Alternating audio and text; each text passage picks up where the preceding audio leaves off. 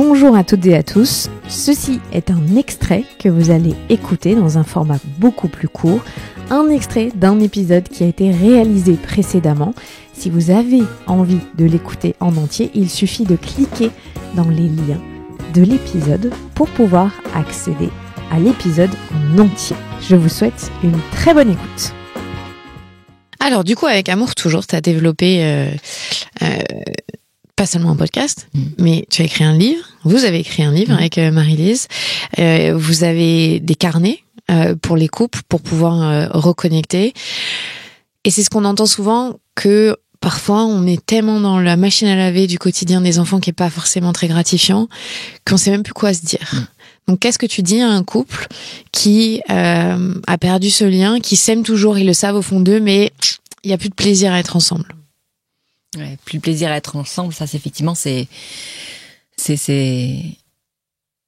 chaud à vivre pour l'un et pour l'autre, parce que c'est vraiment en fait un vide qu'on crée en soi. C'est ce que je disais, tu vois, là j'étais dans le train et j'avais ouvert une boîte à questions et il y a une femme qui me disait on est ensemble depuis 15 ans, on a 2 enfants et je ne veux qu'une chose, c'est draguer les autres hommes. Elle me disait pourquoi? Bon, c'est difficile comme ça quelqu'un, mais je dis c'est parce qu'il y a un vide certainement dans votre couple et que l'autre ne vient pas combler, que vous ne comblez peut-être pas chez l'autre et que vous avez besoin.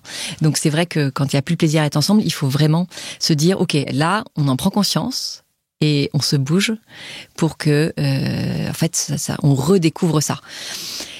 Ce qui est très bon dans ces cas-là, c'est vraiment de retourner à la source du couple et de se reposer des questions. Moi, Amour Toujours, ce que je préfère, mon dada, c'est de trouver les bonnes questions pour que les couples se les posent et que ça génère en eux des conversations différentes, justement, du quotidien. Et tu vois, le premier rendez-vous des carnets Save Your Love Date, c'est votre rencontre. De reparler de sa rencontre, mais quel effet incroyable. De se replonger dans ce moment. Pourquoi? Qu'est-ce qui m'a plu chez toi? Pourquoi je t'ai choisi? Notre premier baiser, c'était quand? Puis en plus, on peut ne pas avoir les mêmes réponses, c'est vrai, c'est drôle ça. Et c'est hyper chouette de savoir comment l'autre, quelle vision l'autre a de cette rencontre qui a eu lieu il y a 10, 15, 20 ans. Et donc revenir, tu vois, à la source du... En fait, on peut faire vraiment par étapes. Déjà, c'est de se poser, de se dire, j'ai l'impression qu'on a pu vraiment ce plaisir à se retrouver tous les deux. C'était quand la dernière fois? Ouais, c'était quand même il y a longtemps. Est-ce que toi aussi ça te manque? Alors souvent l'autre quand même va dire oui. Donc se rendre compte qu'à l'autre aussi, tu vois, c'est pour lui c'est un manque, c'est déjà très sécurisant. On dit ok. Et qu'est-ce qu'on fait en fait? Qu'est-ce qui a fait qu'on en soit arrivé là? Donc souvent, quand même globalement, ça va être les rythmes, les rythmes qu'on a avec le travail, les enfants, la maison. C'est souvent ça le premier facteur. Mais voilà, c'est quand même différent selon chaque couple. Donc, on se pose cette question-là. Qu'est-ce qui a fait que? Qu'est-ce qui nous manque vraiment? Qu'est-ce qu'on aimerait retrouver? Et puis, qu'est-ce qu'on fait? En fait, moi, je dis tout le temps, vous êtes, redevenez acteur de votre couple. Vous seul pouvez agir pour votre couple. Donc, posez-vous et demandez-vous, parce que vous vivez en ce moment, qu'est-ce que vous pouvez mettre en place? Alors, ça pourrait être vraiment des petites choses comme effectivement se programmer chaque semaine un dîner en tête-à-tête. Ça pourrait être se lancer dans l'aventure Save Your Love Date. Et puis, c'est des 24 heures. Et si c'est un peu plus ancré que ça, se dire en fait, tu sais quoi, je pense qu'on va se faire aider parce que ça va être compliqué. Là, tous les deux tout seuls, de vraiment rétablir une vraie communication entre nous. Il y a des failles qui se sont installées et puis nous tout seuls, on n'y arrivera pas. Donc, bravo à ces couples, moi je dis qu'ils font ça. Je sais que c'est encore compliqué pour beaucoup de passer cette étape, mais voilà, de se lancer là-dedans. Donc voilà, en fonction de là où on est, où on en est dans son couple et de nos besoins, qu'est-ce qu'on met en place? Mais vraiment, on agit. Le livre que vous avez écrit, qui s'appelle Les 5 clés de l'amour durable, il y a que des conseils très pratiques. Mais déjà, et c'est ce que tu nous as raconté avec toi dans ton couple, la première étape, c'est de donner de l'attention à l'autre. C'est ce que tu vois le plus qui manque dans les couples. Souvent, on devient invisible, on dit on est colocataire, mais on prend plus le temps de s'intéresser à ce que l'autre aime. C'est vraiment ça. Quand tu dis l'attention portée à l'autre, alors parfois justement c'est pas forcément ce qui manque parce que on va pouvoir mettre, tu vois, ce petit texto dans la journée, on va pouvoir faire le sourire qui va bien ou se montrer présent comme il faut. Mais par contre effectivement, savoir où l'autre en est, la connaissance de l'autre à l'instant T, ça c'est ce qui manque parce que la journée passe en fait sans qu'on se soit rencontrés. On est allé très vite le matin, on est parti chacun dans notre journée, on se retrouve le soir à 18h, 19h, on s'occupe des enfants de la maison. Et puis, on va se mettre. On a besoin, charge mentale, de calmer le jeu. Donc, qu'est-ce qu'on fait ? On fait des choses qui vont être simples pour nous. Donc, on va se mettre la plupart du temps devant un écran ou au lit dans un livre. Et en fait, on sait très peu parler. Et il y a pourtant, franchement, quelque chose de très simple à faire. On se dit juste 20 minutes par jour, tous les deux. 20 minutes par jour, tous les deux, sans personne autour de nous, sans écran, sans rien, disponibles l'un pour l'autre. Et qu'est-ce qu'on fait pendant ces 20 minutes ? Juste, on se raconte notre journée. Ce qui ne demande pas, un effort et surhumain. En soi, on va pas rentrer dans des grandes réflexions, des grands sujets, ça on les garde pour la date du week-end. Mais voilà, qu'est-ce que tu as vécu aujourd'hui ? Et alors, ce qui est bien, c'est de commencer ce moment aussi, quand tu dis l'attention portée à l'autre, par poser une question à l'autre. Que l'autre sente justement qu'on s'intéresse à ce qu'il a fait, ça c'est hyper important. Donc voilà, comment s'est passée ta journée ? Ton rendez-vous, je sais que tu avais rendez-vous, ça a été, je sais que tu devais revoir un tel, ça s'est bien passé. Vraiment, tu vas s'intéresser à la vie de l'autre pour amorcer la conversation. On fait ça dans un échange, évidemment, on s'intéresse aussi, l'autre s'intéresse aussi à nous, bien évidemment.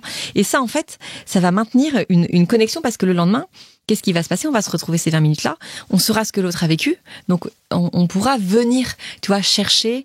Alors autant, ça c'est important dans les faits que dans le ressenti. C'est pas tant qu'est-ce que tu as fait matériellement, mais voilà, qu'est-ce que ça t'a procuré. On peut savoir si on connaît l'autre, si ce qu'il a vécu était difficile, compliqué, s'il en attendait de la joie, si c'était du stress. Donc vraiment, je pense à quand tu vas retrouver ton mari ce soir ou demain, et ben lui évidemment de s'intéresser, tiens, tes invités, c'était qui, de quoi vous avez parlé, des choses très concrètes, mais aussi voilà, est-ce que comment tu te sens après ces 2 jours, est-ce que t'as été stressé de ça ou est-ce que ça t'a apporté de la joie, enfin c'est très basique et puis on peut se dire oh là là quel intérêt, mais en fait non, on va chercher ce que l'autre vit et on accompagne aussi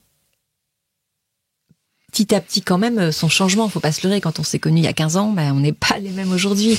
On n'a pas les mêmes envies, on n'a pas les mêmes besoins, on n'a pas les mêmes angoisses, on n'a pas les mêmes doutes. Et si on se met pas à jour, voilà, en fait. Exactement. On perd. On sait plus qui est l'autre en face de nous. On sait plus qui est l'autre. Comment tu fais en revanche pour intéresser un partenaire, une partenaire, peu importe le sexe, qui est dans la théorie de l'attachement, qui est distant, donc quelqu'un qui a du mal à sortir de sa coquille, on va dire, à s'intéresser à l'autre. Comment tu amènes à ce que il y ait une dynamique équitable, on va dire, dans le couple? Parce qu'on sait, chez les anxieux, il y a trop. Et chez les distants, ça va être un peu envahissant de devoir parler de son monde intérieur, par exemple. Eh ben, c'est pour ça que moi j'aime beaucoup travailler avec les questions. C'est que quand on arrive avec 1 ou 2 questions, l'autre déjà sent qu'on lui porte intérêt et ça va peut-être pas être trop vague ce sur quoi il va devoir s'exprimer. Donc cibler le sujet. Et puis si vraiment, effectivement, cette difficulté qu'a l'autre à s'exprimer, et ça on l'entend pas mal sur le podcast ou les couples avec lesquels j'échange, c'est en fait de essayer de comprendre pourquoi, d'où ça vient, parce que ça vient forcément de quelque part. Donc c'est là qu'il faut commencer un travail sur ce sujet, s'y intéresser et pas se dire en fait c'est une sorte, il est comme ça ne changera pas, c'est une fatalité. Non. C'est jamais, il faut se dire ça, quel que soit le sujet, se dire, en fait, on va comprendre pourquoi. Et moi, je vais aussi te dire pourquoi aujourd'hui, ça me manque dans notre couple, pourquoi ça m'attriste, pourquoi ça me peine, pourquoi j'ai l'impression du coup de ne pas pouvoir te rejoindre parce que tu ne m'exprimes pas peut-être ce que tu vis, ce que tu ressens. Je ne t'en veux pas parce que voilà. Oui, c'est pas l'heure des reproches. Non, c'est plus d'exprimer le manque et le vide que ça crée. Et qu'est-ce qu'on fait si t'es OK, pour travailler sur ce sujet et se dire que ça te fera du bien à toi, ça te fera du bien, ça me fera du bien, ça fera du bien à notre couple, ça fera du bien à nos enfants et peut-être même autour de toi, à tes parents, à tes frères et sœurs et à tes amis. Donc pas de fatalité, mais une fois encore, qu'est-ce qu'on fait pour inverser la tendance. Clairement. Alors donc dans les 5 clés, donc tu as cette attention portée à l'autre, il y a le fait de prendre du temps. pourquoi est-ce qu'on se fait passer en dernier? Ça me pose vraiment cette question de dire, on crée une famille. Nous, le couple, on est le socle de cette famille. S'il y a plus notre couple, la famille, elle explose. Je l'ai personnellement vécu, donc je l'ai matérialisé. Qu'est-ce qui fait qu'on se saborde comme ça? Déjà, juste, je voudrais te remercier parce que, effectivement, tu as eu l'intelligence et la générosité de communiquer sur ce qui vous était arrivé. Et je pense que quand même, comme tu es une image pour beaucoup de femmes et de couples, tu vois, qui te suivent, tu as montré qu'en fait, ce qui vous avait manqué en partie, c'était que votre couple, vous l'aviez laissé tomber. Toi, tu as témoigné de ça. Et ça, je pense que c'était assez essentiel parce que tu as certainement fait prendre conscience à beaucoup que ça pouvait nous arriver à tous et que le couple devait rester le socle. Et aujourd'hui, c'est tellement pas le message que l'on entend, mais c'est plutôt dire tout pour vos enfants. Ça doit être le centre de vos mondes, le centre de vos préoccupations. Faites tout pour eux et quitte à vous sacrifier. Alors vous-même, ça on l'entend moins parce que le développement personnel quand même, c'est assez à la mode. Mais par contre le couple, alors là, franchement, on n'en entend pas parler. Alors qu'évidemment, qu'est-ce qu'il y a de plus précieux pour nos enfants? Leur base, le socle, leurs parents. Clairement, le couple de leurs parents. Donc quand on a conscience de ça, et quand justement on entend des femmes qui ont une parole qui porte en témoigner, c'est extrêmement bénéfique. Et on peut...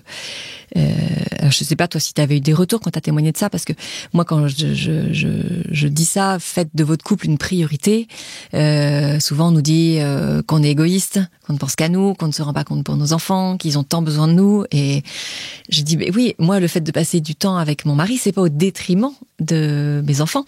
Alors certes, je vais peut-être essayer de partir 1 semaine par an ou 5 jours par an avec mon mari en laissant mes enfants et ils vont pas bénéficier de ce voyage. Mais en fait, soyez sûrs que ils vont en bénéficier fois 10 parce que nous, quand on va rentrer, on sera en super forme, on sera hyper connectés, on sera heureux.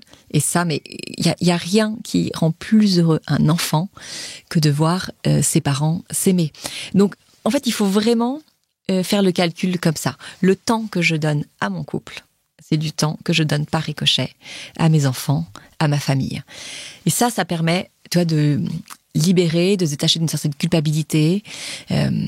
C'est vrai que, tu vois, par exemple, sur le choix des activités, on veut faire tout bien pour ses enfants, enfin leur faire tout faire à nos enfants, quitte à ce que nous, effectivement, on n'ait même pas une activité de couple parce que les conduites, parce que le temps qui passe, parce que le planning.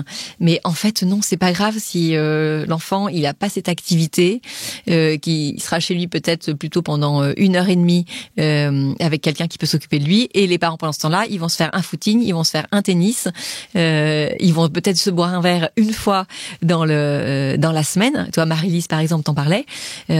Ils ont une nounou qui vient un soir par semaine, je crois 18h, 19h30. Eux, ils partent tous les deux avec Lucas et ils vont se faire leur loisir tous les deux. Donc ils changent à chaque fois. Et souvent ils vont se prendre un verre, mais voilà, et aucun problème pour les enfants. Enfin, moi je trouve qu'il y a aucun égoïsme là-dedans. Au contraire, c'est extrêmement généreux. Et là, quand on dit ça, il y a peut-être qui vont se dire, moi, ça me fait pas du tout envie, en fait, là, parce qu'elle me dit, tu vois, une fois par semaine, me retrouver avec lui. En fait, poussez, faites-le. Et je vous souhaite de rentrer justement dans ce cercle vertueux que quand vous allez y reprendre goût, vous allez vouloir le faire et le refaire. Si vous avez aimé cet extrait qui est assez court parce qu'on aime vous proposer des formats différents dans vos vies à 1000 à l'heure, eh bien, il suffit de cliquer dans les liens de l'épisode pour pouvoir accéder à l'épisode dans son entièreté. À très vite.